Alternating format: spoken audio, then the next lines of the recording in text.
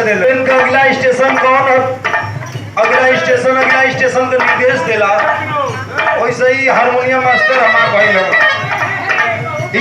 दुल्ही अपने दुल्हा के श्रृंगार के वर्णन करे, अपने सैया जी के बखान करे। कैसे करे? झारस जब बारी सैया जी, दुल्ही अपने दुल्हा के बखान करे। झारस जब बारी सैया जी, बगली से निकाल सैया जी।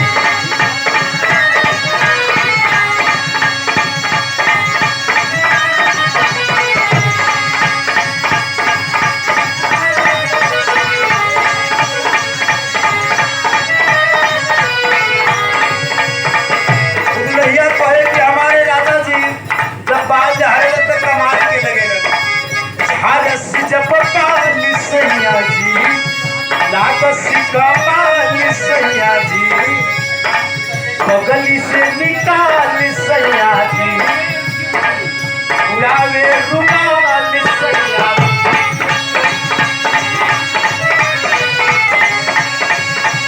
जब बाल सैया जी, उड़ावे रुमाल